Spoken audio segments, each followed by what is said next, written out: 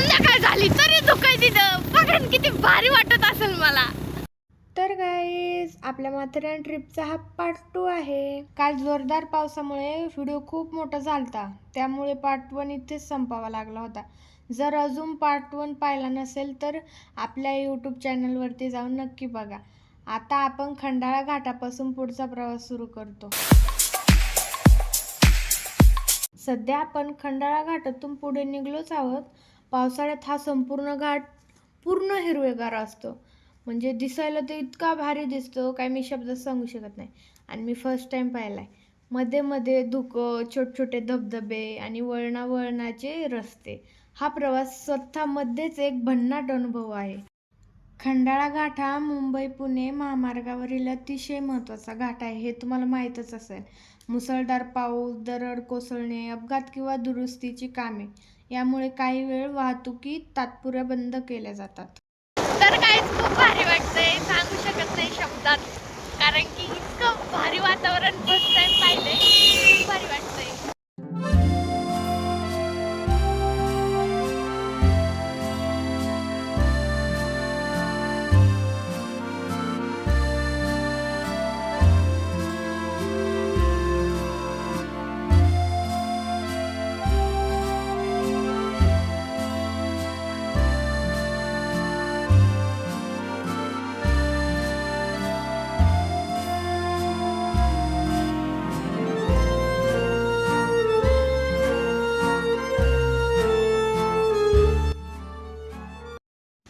तर मित्रांनो, आम्ही आहोत आता खंडाळ्याच्या घाटात, खूप अशा जंगलात. आणि इथं खंडाळ्याच्या घाटात एक असं आहे, फर्स्ट टाइम आलोय मी. तर कुणीकडं रस्ता जातोय काहीच कळत नाही.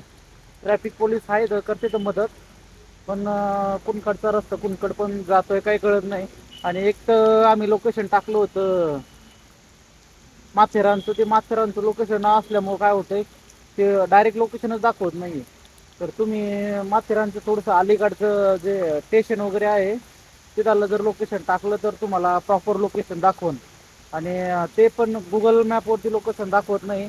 मॅपवर जे ॲप आहे त्याच्यावरती, आपलं जे भारताचे ॲप आहे त्याच्यावरती चांगलं लोकेशन दाखवतात. बघा, पाऊस खूप वाढलेला आहे, रस्ते वगैरे चांगले आहेत, तर तुम्ही जाऊ शकता, ते एकदम येऊ शकता फिरायला, भारी आहे.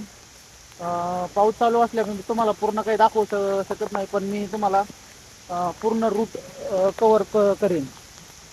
थोडस वातावरण मध्ये चेंज झालंय आणि वरती एकदम भारी. तुम्हाला काय सांगू, मी शब्दात सांगू शकत नाही की किती मला भारी वाटत होतं. हे तर कायम फिरले असतील, बट मी फर्स्ट टाइम आहे म्हणजे अशा वातावरणात फिरायचं. गाईज बघा की तुम्ही, इकडं पावसाचा थेंब सुद्धा नाही. आणि आता तर आम्हाला तिथं किती लागला होता, आणि इथं बघा गाज झाल्यासारखं पण वाटत नाहीये. असं वाटतंय आलता आपण किती 4-5 थेंब.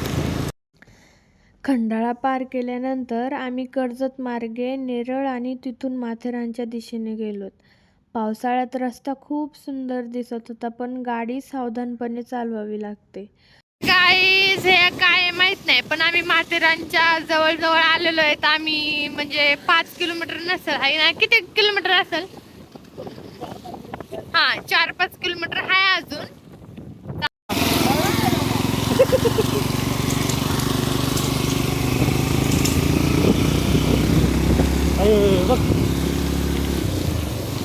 गाईज बाहुबली पिक्चर मध्ये माहिती का सीन, तसं वाटतंय, फील होतंय डायरेक्ट. मी आले तिथं, कारण की तुम्हाला सांगते इतके भारी भारी धबधबे. त्याच्यात बाहुबली मध्ये बघा एक गाणं आहे, त्याच्यामध्ये किती म्हणजे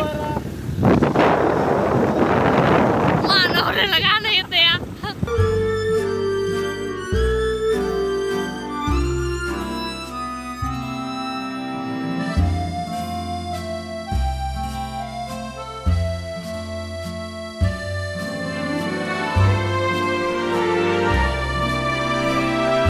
थोडंसं अजून थोडंसं पुढं,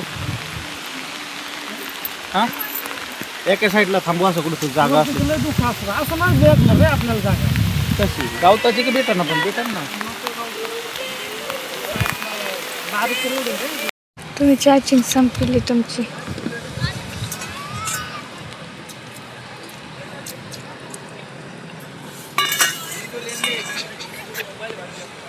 ते दाखव. शपथ सांगते तुम्हाला, लोकेशन म्हणजे नाथपुर आहे. मला इतकं आवडलंय म्हणजे काय सांगू, शब्दात नाही सांगू शकत मी. तुम्हाला सांगते, हे बघा, हे काय आहे, एवढं पाणी वाहतंय. ओके गाईज, हे काय आहे बाई?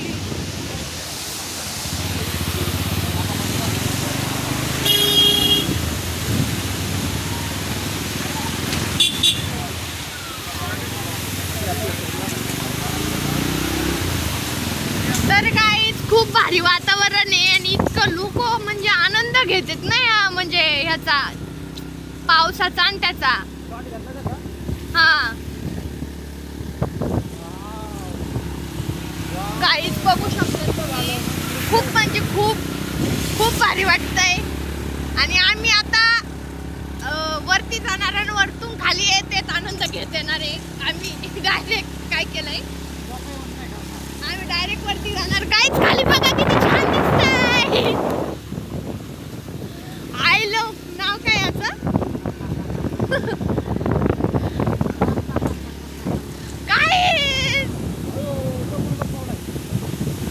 काही जो काही कारणामुळे दगड आलाय वाटतं खाली आणि हे पाणी बघू शकता तुम्ही.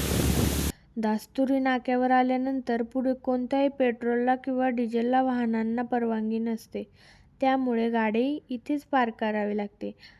तर काही खूप भारी वाटत आहे आणि आम्ही बघा आलो तर जवळ जवळ आणि खूप भारी म्हणजे बघू शकता तुम्ही, खूप पाणी ते बघू शकता तुम्ही. मला तर खूप भारी वाटतंय, तुम्हाला काय सांगू मी, असं म्हणजे मोमेंट कधीच पाहिलं नाही. गाईज, आम्ही आलोत माथेरानमध्ये. तिथं खाली थोडासा टाइम लागला, प्रवेश लय लुटी देत, काय सांगू शकत नाही, तुम्ही येऊच नका. हे बघा घोडे, छान घोडे आहेत ना. वाटलं तर घेऊ का एखादा, पण पैसा नाहीये आम्ही तेव्हा.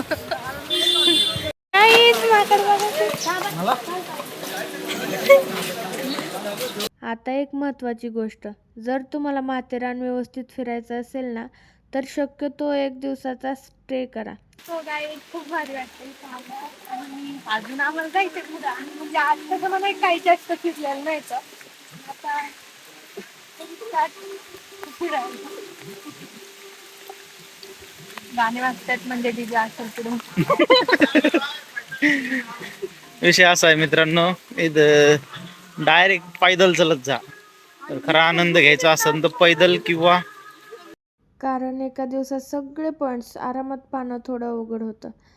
आम्ही उशिरा म्हणजे आम्ही इथून लवकर गेलतो, पण आम्ही तिथं थांबलो नव्हतो, म्हणून आमचे पॉईंट काही बघायचे राहून गेले. माथेरानचं रेल्वे स्टेशन फिरण्यासाठी फिरण्यासाठी खाली पण नेतं वरती पण आणतं, खूप भारी आहे. आणि इथं रेल्वे येते, खूप भारी वाटतं इथं. आणि आम्ही आल्यापासून पाऊस चालू आहे, सकाळी जसं घरून निघलो ना तेव्हापासून पाऊस चालू आहे, सांगू शकत नाही किती पाऊस आहे आता. बघा आमच्या सोबत आलेली आहे, नुसते हात धरून चालली. जाऊ दे की, चलू दे की, प्रेम आहे त्यांचं, तू नाही. तुमचं नाही, काही ज्यांचं प्रेम नाही म्हणलं फोटो काढायला नाही, मला नाही काढायचा. मिनटं झाले, चलतोय आम्ही. बुसगावला बघा. इकडून जाऊन यायचं का? आता आपण जाणार आहे ब्रिटिश क्लिक पॉइंट, 700 मीटर आहे. ब्लॅक वॉटर 200 मीटर आहे. आणि गार्बेज पॉइंट 3.5 इथून इकडे वरती जातोय मेन पॉइंटला, पण तो छोटासा रस्ता जातोय, तर आम्ही सोडणार नाही तो पॉइंट. चला. ए, घाबरला काय? अरे पुढे आता गेले एवढे 2-4 जण. असू दे, बिबट्याने या नाकल उचलून.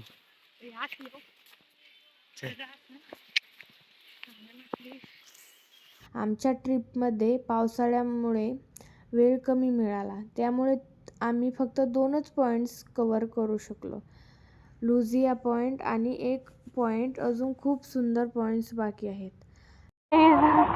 आम्ही अर्धा ते पाऊण तास झालं, तर काही जिकडे रेल्वे पण आहे बघा की. कशी दिसते ते चांगले खलाजून कशी दिसते एलियन. फिरण्यासाठी तुमच्याकडे अनेक पर्याय आहेत. घोड्यावरून राईड करायची असेल तर ती पण करू शकता. अनुभव छान असतो, पण त्याचं भाडं तुलनेने जास्त असू शकतं. दुसरा पर्याय म्हणजे रिक्षा.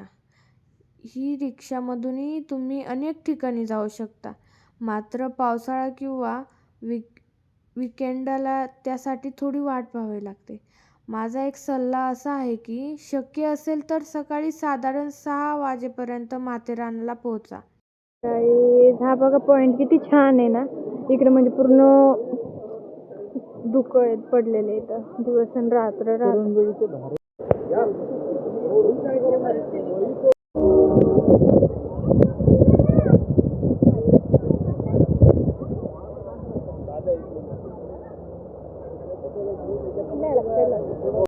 इथं मायरा पॉइंट होता, आम्ही तो पाहिला आणि खूप भारी होता. आम्ही फोटो पण काढले, तुम्हाला दाखवीन, आणि व्हिडिओ पण काढलेत, तुम्हाला दाखवीन. हे बघू शकता तुम्ही. Side please, excuse me.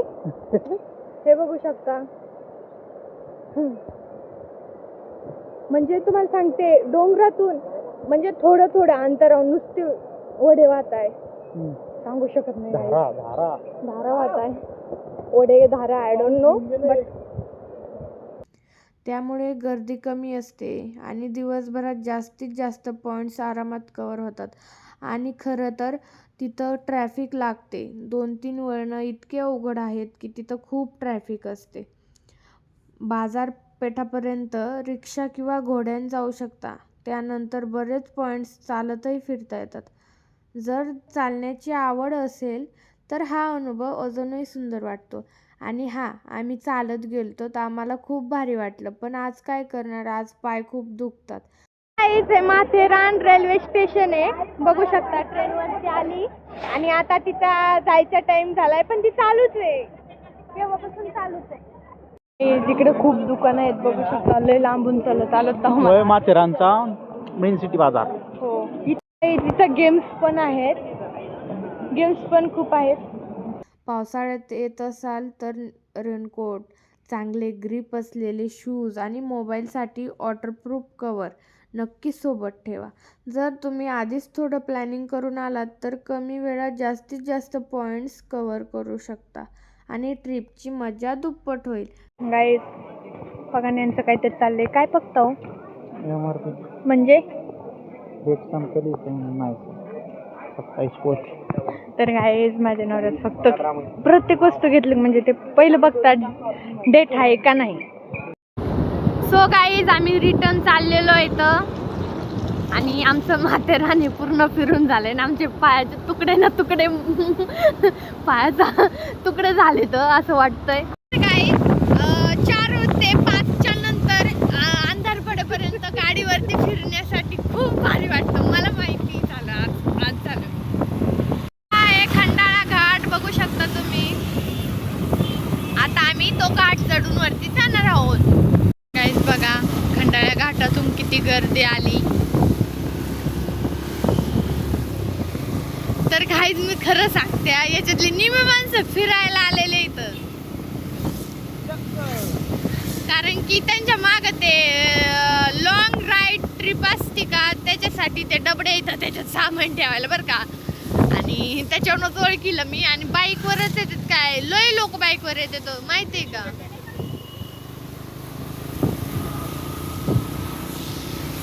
संध्याकाळ झाली तरी दुकान तिथं. बघा किती भारी वाटत असेल मला. तुम्ही गेला असलात नाही इथून तर तुम्हाला पण भारी वाटत असेल, म्हणजे वाटलं असेल. हे बघा. तर मित्रांनो, आता आपण पुढच्या लोकेशनकडे निघतो. व्हिडिओ आवडला असेल तर लाईक करा, चॅनलला सबस्क्राईब करा आणि अशाच भन्नाट ट्रॅव्हल व्हिडिओंसाठी आमच्यासोबत नक्की राहा.